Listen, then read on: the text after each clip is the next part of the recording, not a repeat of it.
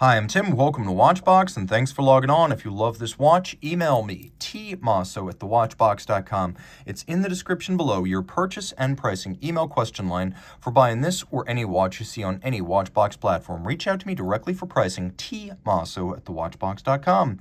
Today, we're discussing the Seiko Prospex Speedtimer SRQ043.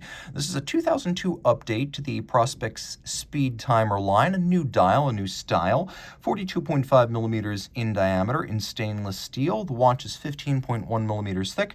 From lug tip to lug tip, it is 49.8 millimeters, and then end link to end link, the total distance across the wrist is 52.4 millimeters. We have a 20 millimeter spacing between the lugs. We'll open up the bracelet, throw it on my wrist. I should mention that this watch features a surface coating that adds hundreds of Vickers to the hardness of the steel. Now, it's only a few microns thick, but it does help to mitigate against scratches and swirls on the surface. You can see that the surface, well, it has a lot of surface area, as this is a large watch. My 16 centimeter circumference wrist is probably the smallest wrist that could wear this on the bracelet. It would be a little bit more compact on a strap, but with the solid end links to the bracelet, I'm going to say 16 centimeter circumference wrist or larger, and you can see that to good effect here. It's not super thick, and it does have a sloped case flank, so it should fit underneath most cuffs. Maybe not the tightest of dress sleeves, but most casual shirts and all jackets. We'll take a look at the bracelet. It's a mighty piece. We have a conforming end link that nicely closes the gap to the case with no daylight visible. It's highly integrated. We have a little bit of a taper to the bracelet links moving down from the lugs. You can see that the bracelet is entirely in satin finish. It's a 3-link design. On its underside, it has quite a few hollows between the links to avoid pinching skin and pulling hair. And then you'll appreciate that we have intermediate sized links on both sides. So if you're between sizes, using the primary removable links, you have those little intermediates on each side to fine-tune. Links are fit using pins and sleeves, and you can see the directional arrows on the bottom. If you wish to pound them out with a block and a punch to size this at home, you will need a block and a punch to do so. Thick gauge steel clasp, and you can see it's a single fold. It has twin trigger release, which is quite secure, meaning you have to press both sides to open it up. It'll be secure on the wrist. It's 100 meters water resistant, so it is a true sports watch. The case is a little unconventional. We don't have integrated angular Carrera-style lugs, but we also don't have stepped-style lugs like you'll find on something of the nature of a Longa Odysseus or a standard Longa watch. These aren't stepped lugs, and they're not integrated. They blend rather smoothly with just enough of a hard bend to give the lugs themselves a separate sculptural volume and presence apart from the case. The case is all of satin finish. It's got a little bit of an inverse conical profile too, being broader at its edge than at its base. The lugs are highly squared off and angular, and you can see they feature sharp creases and satination on their top. We have nicely detailed pump-style chronograph pushers. You can see they're concentric satin-finished outboard. Then they have satin finish around their edge, but each one also has a little micro bevel on its intermediate face, which is quite impressive. We have a circular satin finish on the sharply knurled crown. It is not a watch with a push-down crown that screws in. You can see how I'm not fixing it. You push it down and it just stays static. And with more advanced seals, it's possible to get that 100 meter water resistance here. So not a screw down crown, but still 100 meters. You can see that the bezel is all of high polish, and the top of the bezel is almost flat. It has a couple of different contours around its side up to its top, and it gives way to a somewhat stepped and boxed sapphire crystal. Underneath, we have a lovely metallic blue dial. You can see it is part of the Prospex family. I'll polish off my surly fingerprints.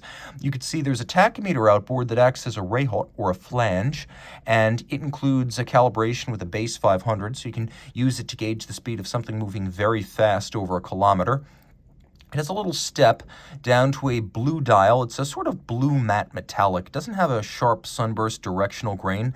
It's more of a soft, lightly granular profile. We have applique rhodium-plated steel indices, which gives the watch an upscale look, along with the applique Seiko logo. The hands at center are sort of modified Dauphine hands, sort of a cross between Dauphine and Baton, and you'll note they're half frosted for better contrast. It is a tone-on-tone dial. We have sunken silver-white sub-registers, and you can see that the sub-register hands as well as the chronograph seconds hand have been red varnished. Now we'll do a lume shot so you can take a look at the watch in the dark. It has no shortage of luminescence. It is a sports watch after all. We have two subsidiary setting modes, one of which is hacking seconds, the other of which is a quick set system so you could rapidly cycle the date. Now, Common to Seiko chronographs and Grand Seiko chronographs is a tandem of a column wheel for function selection and vertical clutch for chronograph engagement. So the column wheel means it has a very crisp feel and sound to operate. And then the vertical clutch means that the system engages without any jump or stagger. It is a very, very smooth system, seamless, because there's no play in a vertical clutch. Also, if you want, you can leave the vertical clutch chronograph running full time because there's no additional wear and tear to the mechanism with a vertical clutch engaged. On the reverse side, you could see we have a manufacturer caliber here, and the caseback actually gives up the game. It is the 8R46. It's an automatic winding chronograph with a 45-hour power reserve. It beats away at 8 beats per second. It is a manufacturer movement, vertical clutch, column wheel, stop seconds, quick set date. It pivots on 34 joules. And although it's fairly industrial in its execution, it benefits from an enormous amount of vertical integration, as Seiko and its subsidiaries make everything from the stones to the shock protection, the bridges, the plates, the balance, the hairspring, the escapement, even the very lubricants employed. And there are many haute horlogerie manufacturers in Switzerland that don't make any of that. Reach out to Team Mosso at thewatchbox.com for purchase and pricing details. Hang on, we're not done just yet. I actually went back to the storeroom and I found the boxed set. This watch is equipped from the factory with a separate leather accessory strap and a Seiko stainless steel deploy and clasp. With pre-owned watches, you don't always know that all the factory equipment is complete and accounted for. With this watch, not only is it full set, but the accessory strap has never even been worn.